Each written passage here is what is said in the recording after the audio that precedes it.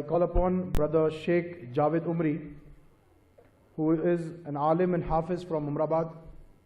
He is the HOD of Arabic Department in Al-Bashir International School, and his topic for today is prophetic teachings on forgiveness. Brother Javed Umri. He has 15 minutes to cover his topic, inshallah.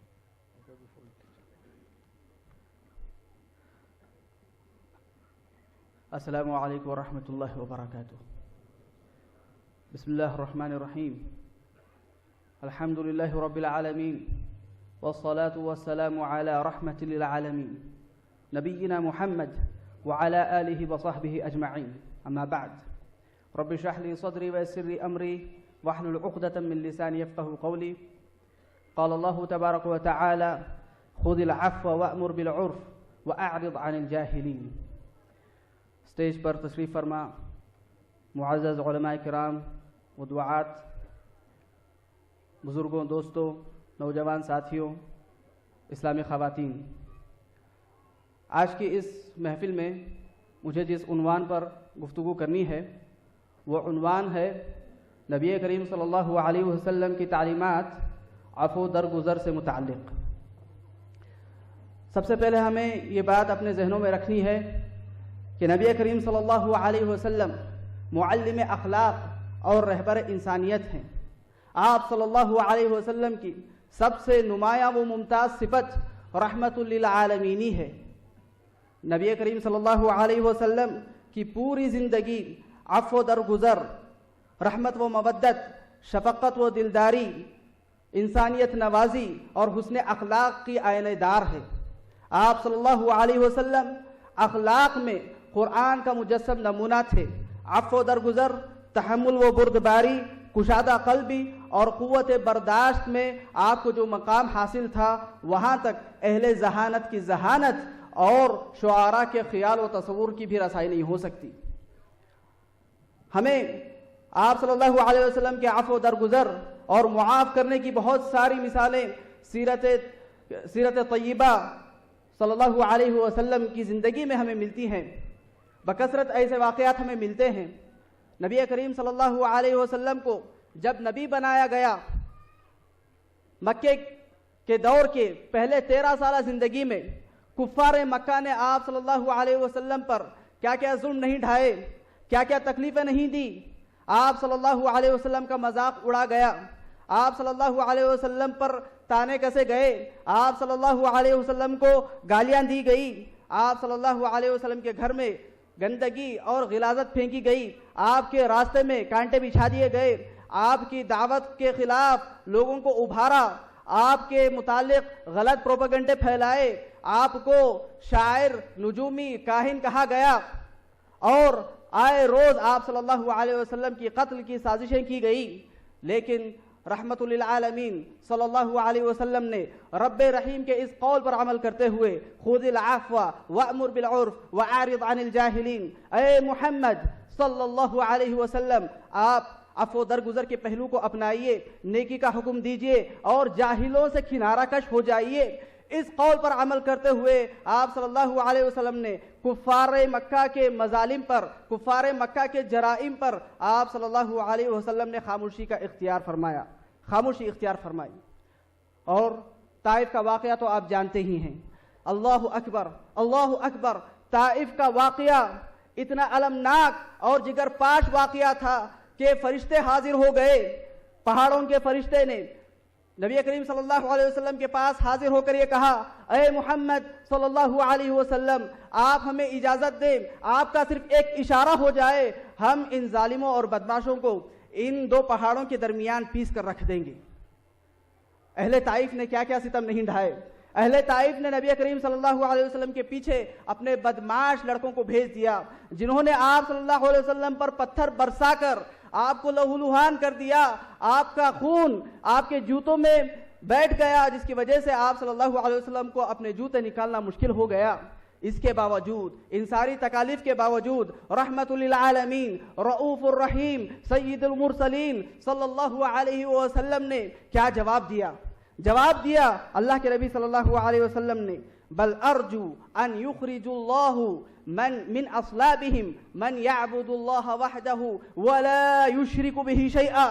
مجھے یہ امید ہے کہ اللہ رب العالمین ان لوگوں کی نسل سے ایسے لوگوں کو پیدا فرمائے گا جو اللہ کے ساتھ کسی اور کو شریک نہیں کریں گے, اللہ کے ساتھ کسی قبر کی پوجا نہیں کریں گے, اللہ رب العالمین کے ساتھ کسی ولی کی پوجا نہیں کریں گے, صرف اللہ کی عبادت کریں گے, اس کے ساتھ کسی کو شرک نہیں کریں گے. اللہ کے نبی صلی اللہ علیہ وسلم نے فرمایا. دیکھیے اللہ کے نبی صلی اللہ علیہ وسلم کا جذبہ معاف کرنے کا جذبہ دیکھیے اللہ کے نبی صلی اللہ علیہ وسلم. اور کتنے ہی دشمنوں نے نبی کریم صلی اللہ علیہ وسلم کو قتل کرنے کا ارادہ کیا, لیکن آپ کے عفو درگزر کے صدقے ان کی جان بخشی گئی, اور پھر وہ لوگ اسلام کے دائرے میں داخل ہو کر آپ صلی اللہ علیہ وسلم کے صحابی اور ساتھی اور مددگار بن گئے. ہمارے سامنے ایک صحابی رسول صلی اللہ علیہ وسلم ثمامہ بن اسال رضی اللہ عنہ کے قبول اسلام کا واقعہ ہے. یہ ثمامہ رضی اللہ عنہ کون تھے؟ ثمامہ رضی اللہ عنہ یمامہ شہر کے حاکم اور وہاں کے سردار تھے. انہوں نے کئی صحابہ کو قتل کر چکا تھا, اور اب جھوٹے نبی مسیلمہ کذاب کے حکم پر بھیس بدل کر اللہ کے نبی صلی اللہ علیہ وسلم کو قتل کرنے کے ارادے سے نکلتے. ہوتا کیا ہے, صحابہ اکرام رضوان اللہ علیہم اجمعین ان کو گرفتار کر لیتے ہیں اور مسجد نبوی کے ستون سے باندھ دیتے ہیں. اللہ کے نبی صلی اللہ علیہ وسلم آ کر ان سے دریافت کرتے ہیں کہ اے ثمامہ بتاؤ تم مجھ سے کیسی توقع رکھتے ہو؟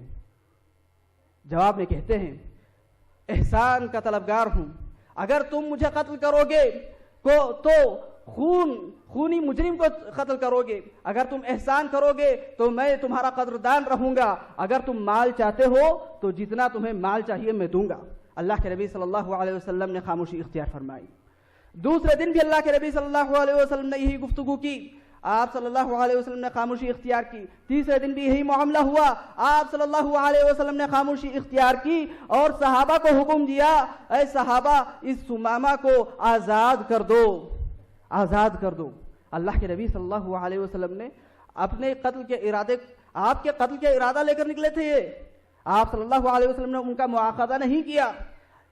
ثمامہ رضی اللہ عنہ آپ صلی اللہ علیہ وسلم کے ان کریمانہ اخلاق سے بڑے متاثر ہوئے اور مشرف اسلام ہو گئے. سبحان اللہ.